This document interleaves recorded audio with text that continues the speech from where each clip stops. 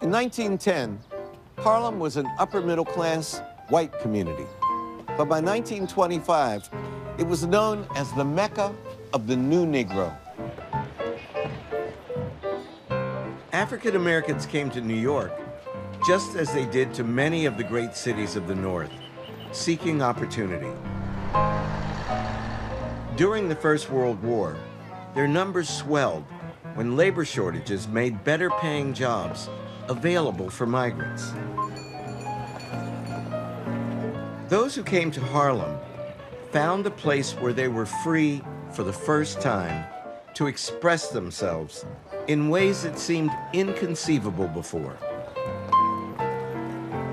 Many of these people had not been able to pursue their art, had not been able to pursue the opportunity to become a novelist, to become a jazz musician. It simply was not available and possible for them in the restricted caste system that they were consigned to in the South. Suddenly here in New York, finally, we can be the people that we imagine ourselves to be. It would explode into one of the most artistically fertile periods in African American history. The Harlem Renaissance represents, above all, Black people really for the first time making a claim on being modern as a people.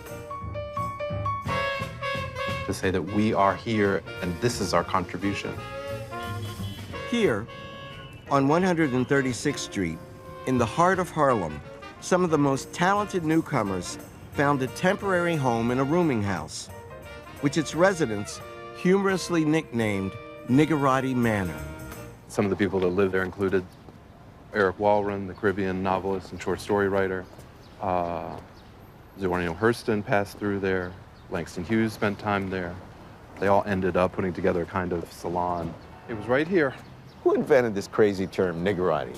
Zora Neale Hurston playing with the term literati and saying, if they're the literati downtown, we must be the niggerati uptown.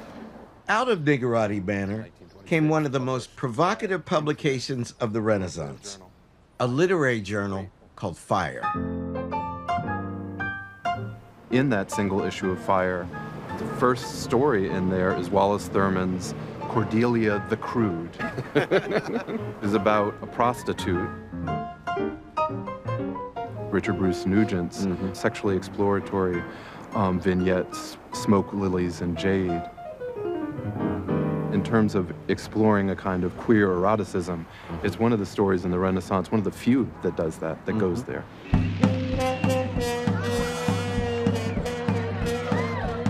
Harlem came to represent a kind of oasis of permissibility. There were things that could go on in Harlem that could not go on elsewhere. Harlem's reputation spread throughout the country. Outsiders were drawn to its clubs and cabarets. Races could mingle here in ways that were illegal in much of the rest of the country.